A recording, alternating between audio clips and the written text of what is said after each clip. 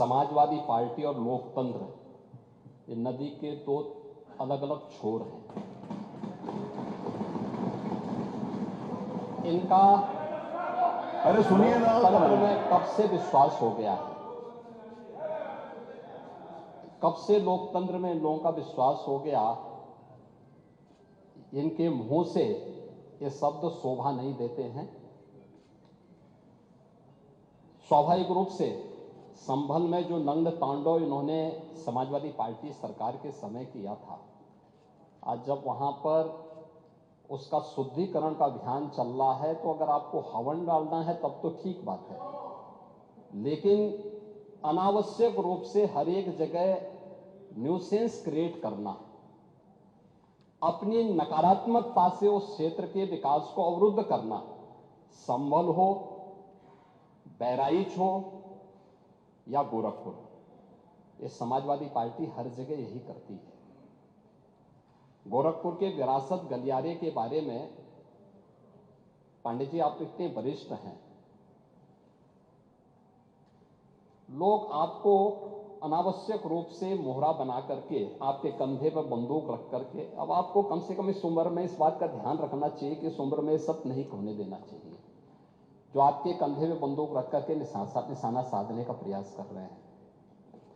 आपके 3 दिन पहले मैं स्वयं उस विरासत गलियारे का दौरा किया था, मालूम है ना।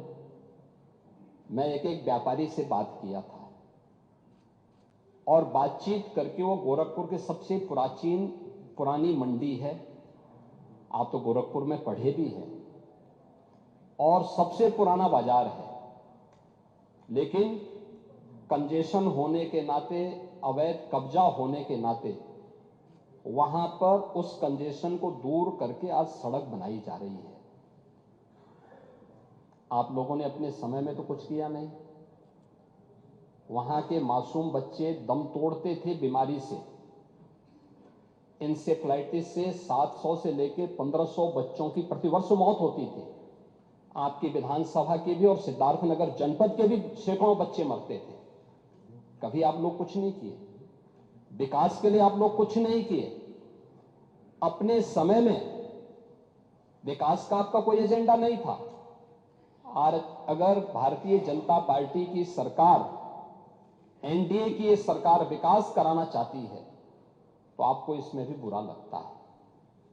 और वो विरासत गलियारा उसी पुराने बाजार के पुनरुद्धार करने को, जिससे वहां के, आपको मालूम है वहीं पे गोरखपुर का घंटाघर भी है, गीता प्रेस भी उसी से सटे हुए क्षेत्र में है, और गोरखपुर का सबसे प्राचीन बाजार भी जो मार्केट है उसी से जुड़ा हुआ है। उस मार्ग को बनाने के लिए और एक एक व्यक्ति, एक एक व्यापारी को कंपनसेशन देने के बाद 3 दिन पहले मैंने स्वयं उस क्षेत्र का दौरा करने की बात की थी। उसके बाद राजनीति करने के लिए आप गए थे। भारतीय जनता पार्टी ने नहीं, बल्कि गोरखपुर के व्यापारियों ने आपका विरोध किया था।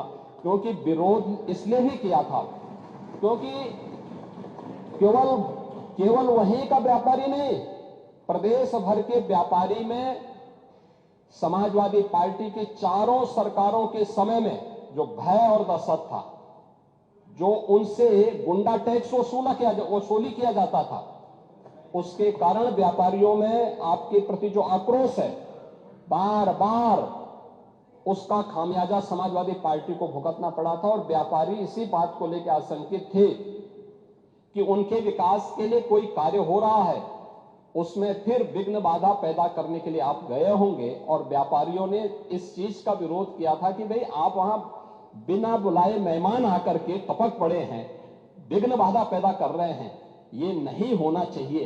अरे वो तो आपका सम्मान किया व्यापारियों ने।